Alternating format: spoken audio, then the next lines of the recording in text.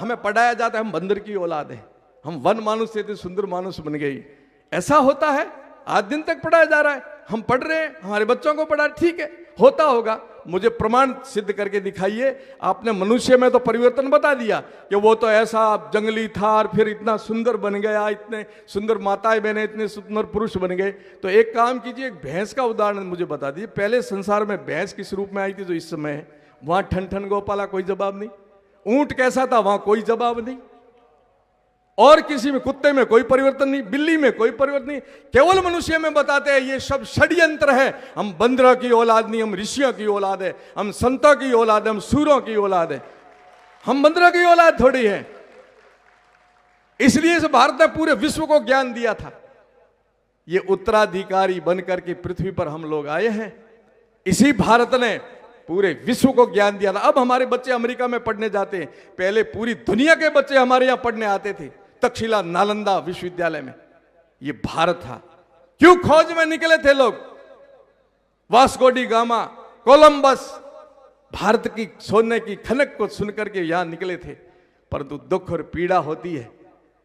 चक्रवर्ती राज करने वाले हम लोग थे। सनातन परंपरा में हम सबसे पहले आए। मनुष्य सबसे पहले पृथ्वी पर हिंदू समाज के रूप में आया, सनातनी धर्म के रूप में आया। चक्रवर्ती राज था हमारा चारों दिशाओं में। परंतु दुख और पीड़ा के साथ कहना पड़ता है कि इस समय हमारा एक भी देश नहीं है। उसका किसको दोष है? दोष हमारे ऊपर है, हमारे ऊपर दोष है।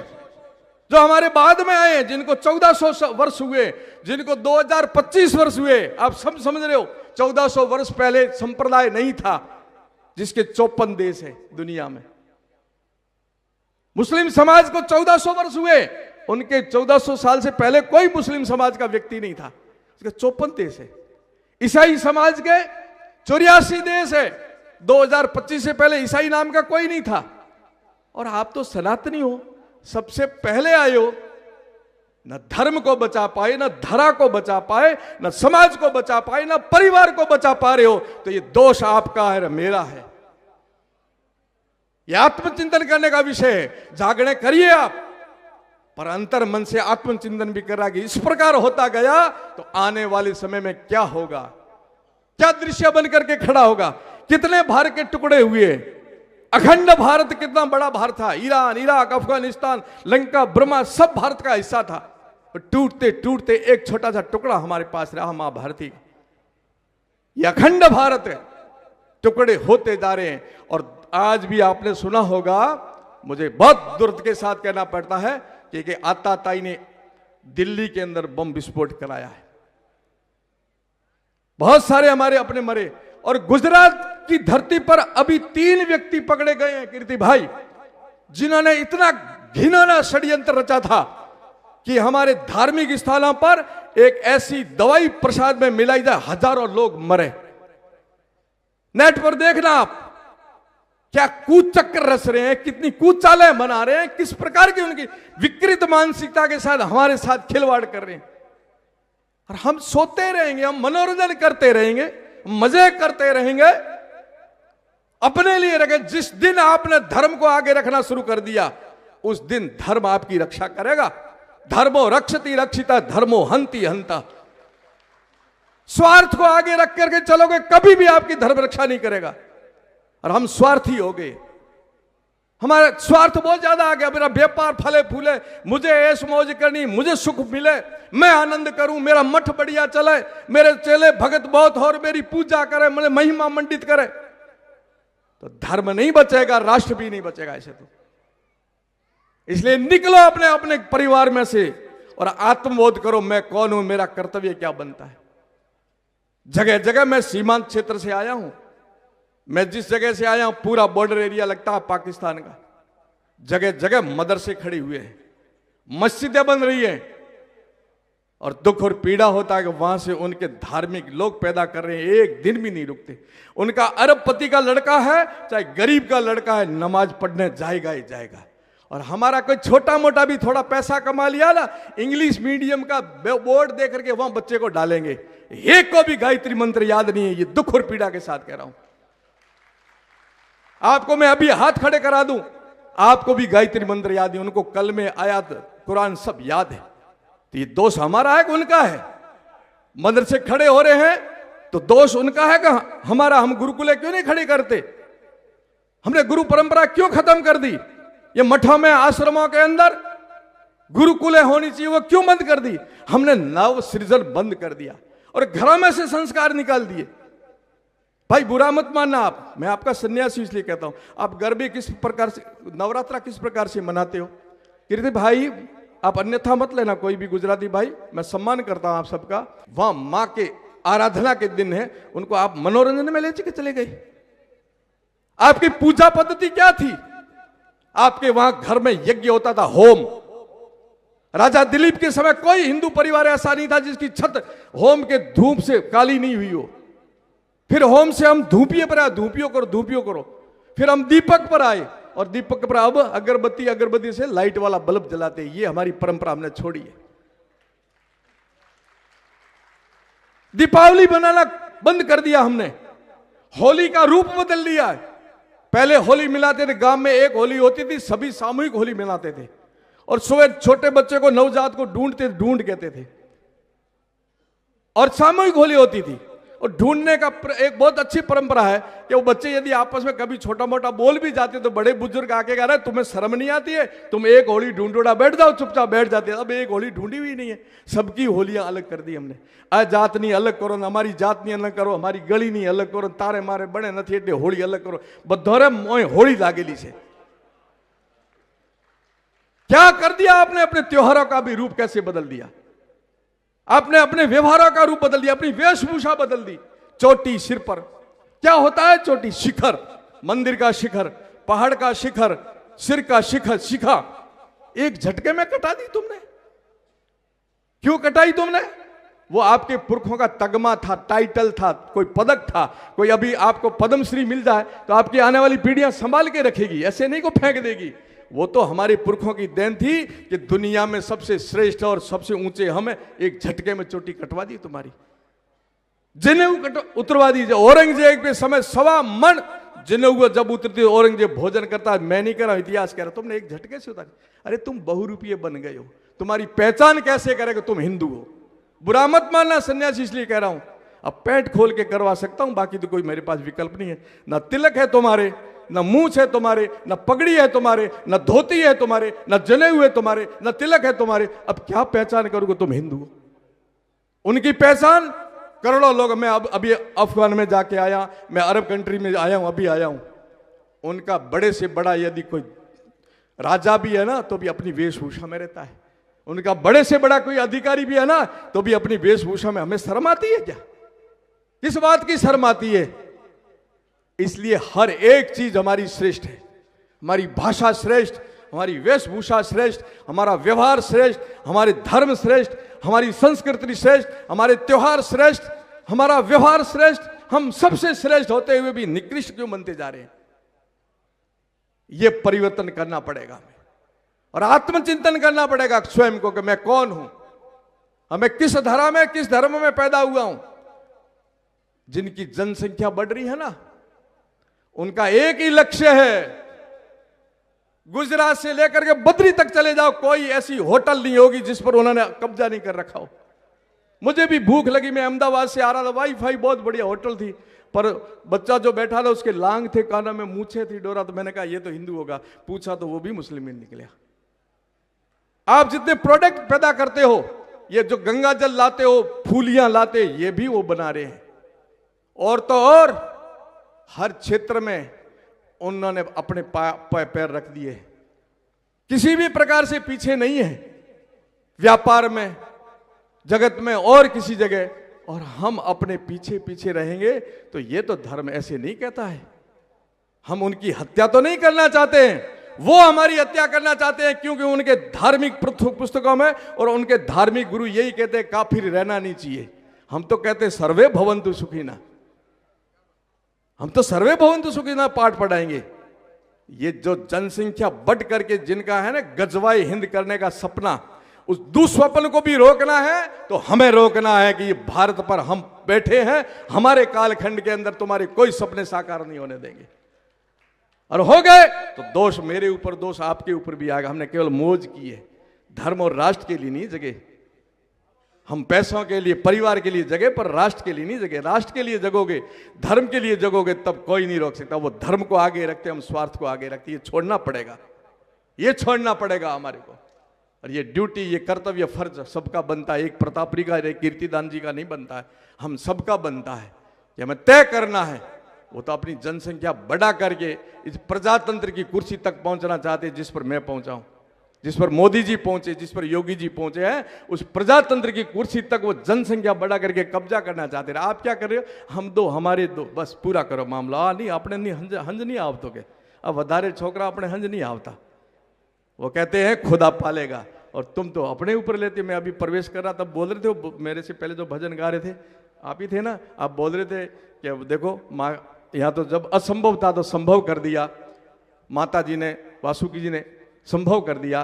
तो वो कहते खुदा पालेगा, तो हम भी कहेंगे ईश्वर पालेगा, हमारी चिंता नहीं। पैदा भी वो करने वाला, पालने वाला भी वही है। देनहार और कोई है, देत दिन रेन, लोग भरम मुझ पर करे ताको नीचो नैन। काय की चिंता करते हो तुम लोग? नहीं तो तुम्हारी ये दांदलर, खाचर, फलाना, ढीकड़ा, चारण, सबके समाज धीरे धीरे समेट करके छोटे से हो जाओगे आप। बहुत इतने से हो, तो फिर गोत ढूंढते फिरोगे। मेरी गोत के कितने लोग आए, है ही नहीं, खत्म हो गए। क्योंकि दो लड़के हो गए तो भी रिश्ता खत्म। बहन किसको कहोगे, मासी किसको कहोगे, बुआ, फूफा, साड़ी किसको कहोगे आप? और दो बहनें पैदा होगी तो भी रिश्ते खत्म, दो भाई पैदा हो गए रिश्ते खत्म। इसलिए मैं कहता हूं आपको, यदि आपने शादी की है तो शादी करने के पीछे मौज नहीं है। शादी पीछे करने का जो सिद्धांत और विज्ञान है, वंश की वेल बढ़ाने के लिए किया। मौज करने के लिए नहीं किया आपने शादी। आप गृहस्थ आश्रम में गए हो तो वहां आपकी वंश वेल बढ़नी चाहिए। और शादी करके जब आते हो सन्यासियों के पास या कोई बड़े बुजुर्गों के पास जाते हो ना, तो आशीर्वाद मांगो कि नहीं मांगो? क्या बापू आशीर्वाद आपो? तो बापू शू कहे कि दूधो ना उन पूतो फड़ो। आज भी मैं कहूंगा आपसे कि आप शादी करिए, शादी करवाइए, परंतु संकल्प लीजिए कि दूधो ना और पूतो फलो, आपकी वंश वेल बढ़े, छोटी नहीं बने। सर्व आशा मम मित्रम भवंतु, सारी दिशाओं में मेरे अपने होने चाहिए, नहीं तो खत्म हो जाएंगे ना। तब ये आताताई जिनके दुस्वप्न है, वो ये प्रजातंत्र की कुर्सी तक भी पहुंच जाएंगे। वो हम दो हमारे 100 कर रहे हैं, तुम हम दो हमारे 2 कर रहे हो, कहां तुलना करेंगे?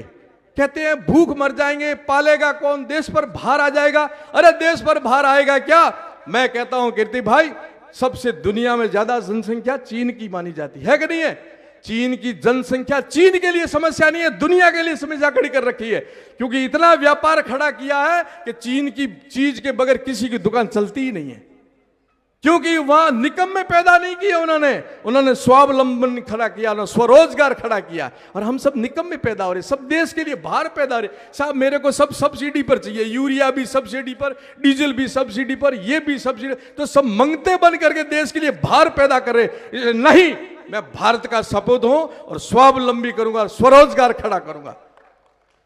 अमेरिका आंखें दिखा रहा हमारे को, 1 अरब 45 करोड़ की जनसंख्या और 30 करोड़ की जनसंख्या हमें आंखें दिखाएगी, हमारा व्यापार बंद करेगी। हम संकल्प ले लें कि 1 अरब 45 करोड़ मां भारतीय में पैदा हुए, और भारत में जो चीज पैदा होगी मेरे देश की चीज उसी का उपयोग करूंगा। सबके मार्केट फैल हो, चीन भी फैल, अमेरिका भी फैल हो जाएगा। पर वो स्वरोजगार, स्वावलंबी और देश भावना जगाओ तो सही। विदेशी चीजों के आपने घर ठूस ठूस के भर रखे हैं। आपका मेकअप से लेकर के, साबुन से लेकर के, हर एक चीज, कपड़े से लेकर के, जूते से लेकर के, सब विदेशी चीजों को भर रखा घर के अंदर। क्या तुम्हें घृणा आती है भारत की चीज की? कोई कुम्हार बना रहा, कोई दर्जी बना रहा, कोई सुथार बना रहा, कोई लोहार बना रहा, हमारी अपनी चीज को उपयोग करने में तुम्हें शर्म आती है क्या? इसलिए जगाओ अपने स्वाभिमान को कि मैं भारत का पुत्र हूं। और 1 अरब 45 करोड़ लोग जब व्यापार भी करेंगे तो नौकरी मांगने की भी जरूरत नहीं रहेगी, दूसरों को नौकरी देने के काम आएंगे आप। इसलिए मैं कहता हूं कि अपने स्वाभिमान को जगाओ। वो जनसंख्या जो बढ़ रही है, आपकी जनसंख्या बढ़ेगी, आपके लिए भार नहीं होगी। भाई 10 पुत्र करो, मैं तो ये कहूंगा, पुत्र और पुत्रियां 10 करो। आप जाओ, 10 दिशा में आपके मिले। कोई ऐसा भजनी बना दो आप जैसा, है ना? कोई नेता बना दो, कोई सरपंच बना दो, कोई व्यापारी बना दो, कोई वकील बना दो, कोई मास्टर बना दो, और एक आधा बचे तो बाबा बना दो। उससे भी ज्यादा एक आधा बचे तो संघ का प्रचारक बना दो, मोदी जैसा बना दो। तो जब होंगे तब ना। दूसरा दुश्मन एक और है, अभी 2 मिनट की बात कह के पूरी करूंगा, जो हमारी संस्कृति पर चोट पहुंचा रहे, उनमें बात कर रहा हूं मैं। हमारे राष्ट्र के लिए दुस्वप्न देखते हैं, उनके लिए बात कर रहा हूं मैं।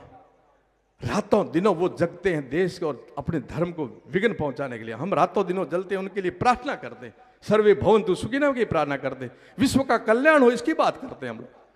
दूसरा है कीप साइलेंट किलर बन करके आता है, मीठा जहर, जो पता नहीं चले इसको जहर दे मारे, ऐसा है वो ईसाई है। वो दबे पाव हमारे गरीब परिवारों तक पहुंचा है। भील, मेघवाल, हरिजन, जो इस प्रकार के हमारे हिंदू समाज के लोग हैं, उनको धर्म परिवर्तन करा के ईसाई बनाए।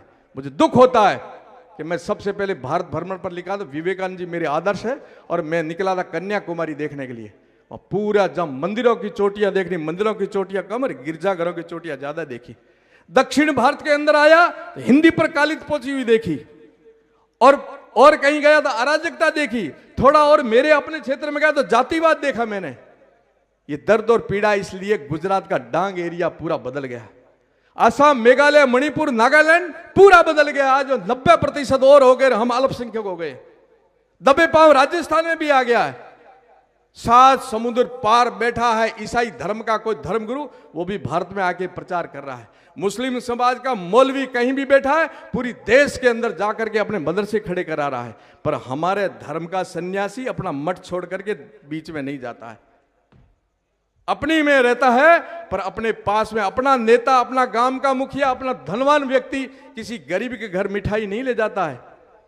खुद के बहुत बड़े गहने सोना पहनेगा, पर अपने पड़ोस में जो गरीब समाज का आदमी बैठा है ना, उसकी चिंता नहीं करेगा, वो हमारे से निकल जाएगा। फिर सोना धोना सब धरा रहेगा, आपके महल माड़िए सब धरे रहेंगे, क्योंकि प्रजातंत्र की कुर्सी पर वो बैठेंगे, नियम बनाएंगे, सब धराशायी करेंगे। उनका यदि कोई धार्मिक व्यक्ति, उनका राजनीतिक व्यक्ति, उनका कोई प्रचारक बन करके दुनिया में आकर के धर्म का प्रचार करता है, इसलिए 54 देश और 84 देश बने, और हम सब स्वार्थी हो गए हैं, अपना सिद्ध करने में लग गए हैं। ये जगना पड़ेगा मेरे मित्रों। इतना कहते हुए मेरी बात को आप गंभीरता से लेना। एक बात कहूंगा, इसमें धांधल परिवार के कितने बैठे, हाथ खड़े करना भाई, बहुत बढ़िया, हाथ नीचे कर दो। चारण समाज के कितने लोग हैं, मंच पर है वो भी खड़े, सामने कर लो। पटेल समाज के कितने लोग हैं, दर्जी समाज के कितने हैं, खाती समाज कितने हैं, लोहार, और कौन सा समाज ज्यादा आया भाई, रबारी समाज, और कोई समाज आया है?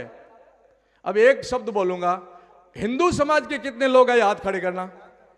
बस ये दृश्य बनाना आपको, ये दृश्य आपको बनाना है, फिर हम विश्वगुरु बनेंगे, फिर भारत का डंका बजाएंगे। मैं मेरे कर्तव्य का निर्वहन करूंगा, आप अपने कर्तव्य का निर्वहन करना। आपका जो ड्यूटी कर्तव्य जिसके आप उत्तराधिकारी हो, उसका उत्तरदायित्व निर्वहन कर देना, कोई नहीं रोक पाएगा। इन्हीं शब्दों के साथ मैंने आपका बहुत समय लिया, इसके लिए मैं माफी चाहती हूँ, मेरी वाणी को विराम देता हूँ। और तुरंत मुझे यहाँ से निकलना, अहमदाबाद जाकर के हवाई जहाज में बैठूंगा, और फिर जयपुर में बैठेंगे, उसमें जाऊंगा, फिर मिलेंगे, फिर राष्ट्र और धर्म का चिंतन करेंगे, बातें करेंगे। केवल बातें और चिंतन नहीं करेंगे, उस पर काम करेंगे, मनन करेंगे, उस पथ पर चलेंगे। सम गच्छध्वम सम वदध्वम सम मो मनांसी जानताम देवा भागम यथा पूर्वे संजानाम उपासित। जिस पथ पर मेरे महापुरुष चले, उसी पथ पर मैं चलूंगा। इस संकल्प के साथ आपसे विदाई लेते हुए मेरी वाणी को विराम देता हूं।